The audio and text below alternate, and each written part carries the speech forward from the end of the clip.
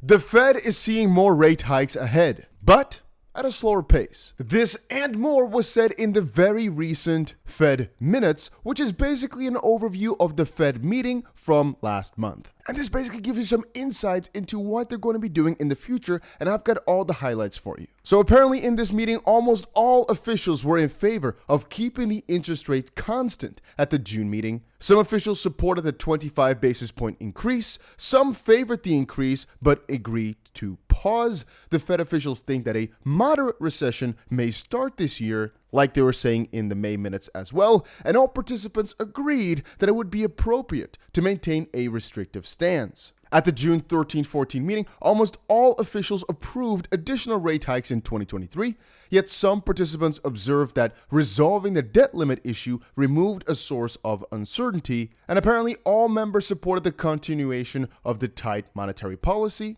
And supporters of rate hikes stated that there is a very tight labor market, stronger than expected economic momentum, little evidence that inflation is on its way to return to the 2% target over time, and the members maintained their expectation of a mild recession towards the end of the year. Again, guys, this is released every single time a Fed meeting happens, a couple weeks lagging, so a couple weeks after the actual meeting. And it's very closely watched to just see basically the state of the US economy at the time. And obviously, what we're thinking going forward. It's about to be a very interesting time. But before we move on, guys, if you've not done it yet, make sure you press that like button right now. I'm trying to get to 500 likes on every single video, so make sure you press that button. What's stopping you? What's keeping you waiting, you know? Anyway, talking about feds and I guess regulators for that matter and just things that have to do with finances, there's an article that just came out that's leaving everybody pretty surprised. The Saxo Bank over in Denmark orders to liquidate its crypto holdings by the Danish regulator. Denmark's Saxo Bank has been ordered to dispose of its own crypto holdings. Proprietary crypto trading by banks isn't currently allowed, the Danish financial regulator said. And apparently, Saxo Bank's trading with crypto assets for its own account has been done to hedge risks associated with the offering of other financial products.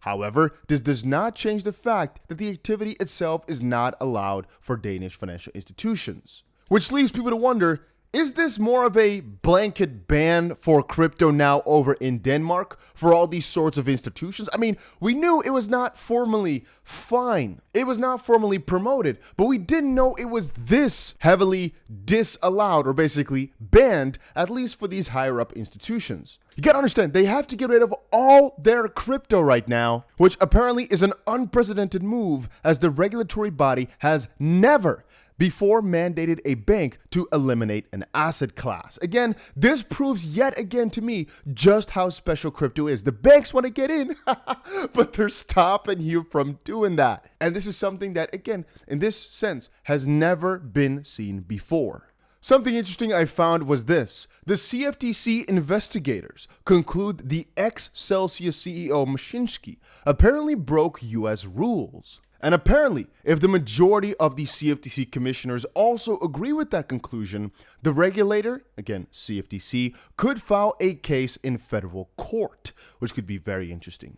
Again, this comes from, I guess, the New York Attorney General James' lawsuit from a way back. Afterwards, they've been investigating. And apparently now it's been said that, yeah, even though they're already in a little bit of trouble, right now they're really finding out that they misled investors, failed to register with the regulator, and that Mashinsky broke a number of regulations, citing people familiar with the matter, again from a Bloomberg report.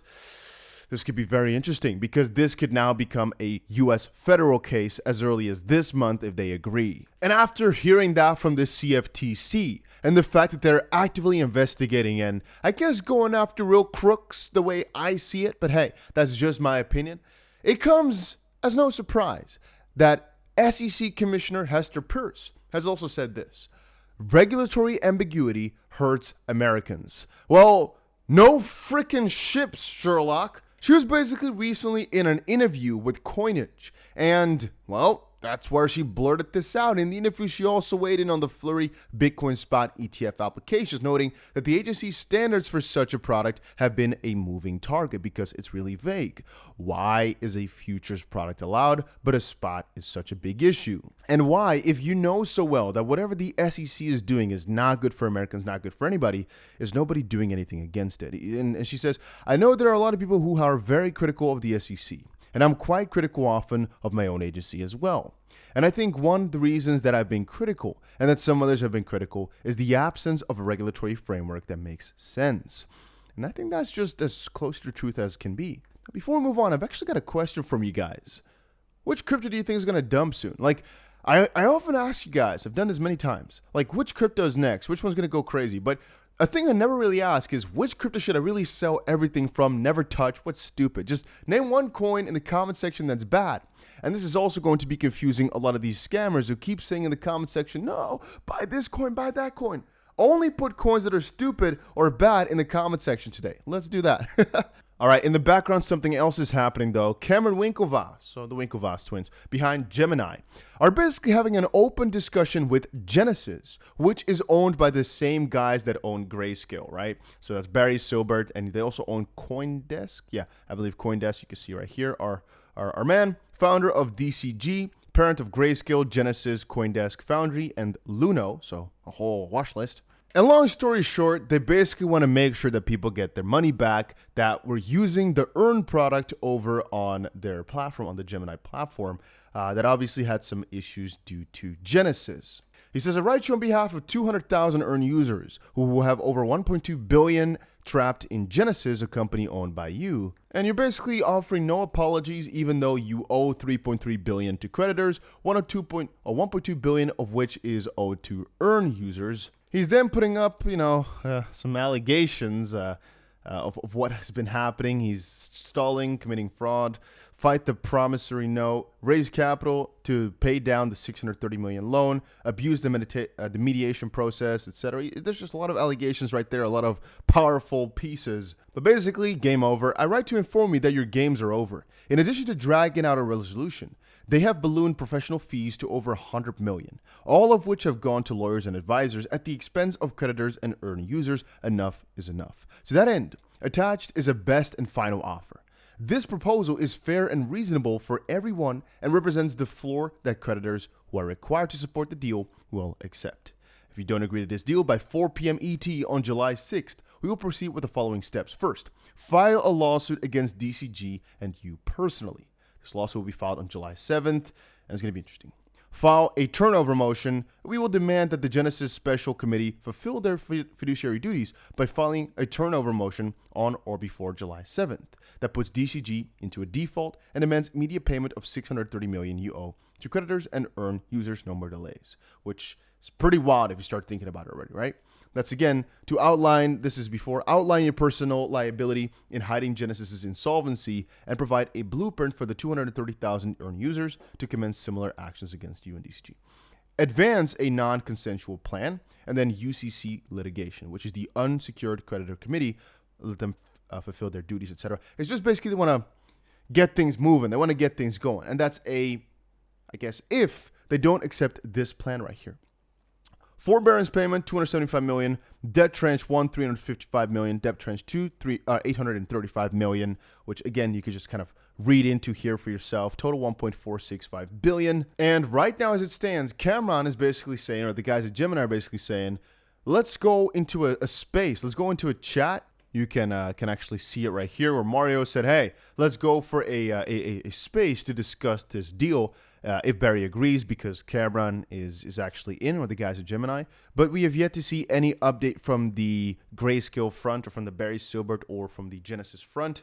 And I'm not expecting we're going to see an answer, but that means a massive, potentially the biggest multi-billion-dollar story, but specifically lawsuit, could actually be dropping tomorrow, because the deadline for this is today. So that's pretty huge. And then one additional thing that I thought was pretty interesting was Binance Australia facing some regulatory heat.